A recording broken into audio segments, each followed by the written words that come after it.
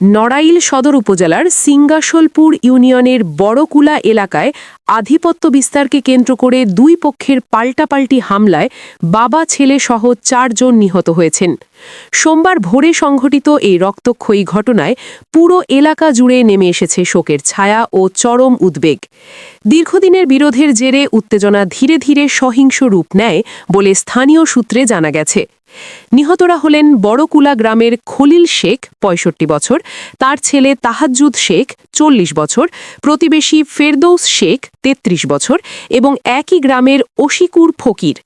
প্রত্যক্ষদর্শীদের ভাষ্য অনুযায়ী ভোরের দিকে দুই পক্ষের মধ্যে কথা কাটাকাটি থেকে শুরু হয়ে সংঘর্ষ দ্রুতই পাল্টাপাল্টি হামলায় রূপ নেয়। দেশীয় অস্ত্রসহ বিভিন্ন উপকরণ ব্যবহার করা হয় বলে অভিযোগ রয়েছে। ঘটনাস্থলেই কয়েকজন গুরুতর আহত হন এবং পরে ৪ জনের মৃত্যুর খবর নিশ্চিত করা হয়। নিহতদের স্বজনদের আহাজারিতে বড়কুলা গ্রাম ভারী হয়ে ওঠে। পুলিশ ও স্থানীয়দের দাবি, সিঙ্গাসলপুর ইউনিয়নে দীর্ঘদিন ধরে প্রভাব বিস্তারকে কেন্দ্র করে দুটি পক্ষ সক্রিয় রয়েছে। এক পক্ষের নেতৃত্বে রয়েছেন সাবেক চেয়ারম্যান খাইরুজ্জামান মোল্লা এবং অপর পক্ষের নেতৃত্বে রয়েছেন সাবেক চেয়ারম্যান উজ্জ্বল শেখ।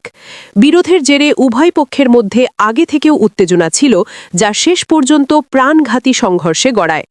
নড়াইলের পুলিশ সুপারিনটেন্ডেন্ট মোহাম্মদ আল মামুন শিকদার ৪ জনের মৃত্যুর সত্যতা নিশ্চিত করে জানান, পরিস্থিতি নিয়ন্ত্রণে রাখতে এলাকায় অতিরিক্ত পুলিশ মোতায়েন করা হয়েছে এবং টহল জোরদার রয়েছে। ঘটনার সঙ্গে জড়িতদের শনাক্ত করে আইনের আওতায় আনার প্রক্রিয়া চলছে। বর্তমানে বড়কুলা এলাকায় থমথমে পরিস্থিতি বিরাজ করছে, তবে প্রশাসন বলছে আইন শৃঙ্খলা পরিস্থিতি স্বাভাবিক রাখতে প্রয়োজনীয় সব ব্যবস্থা নেওয়া হয়েছে।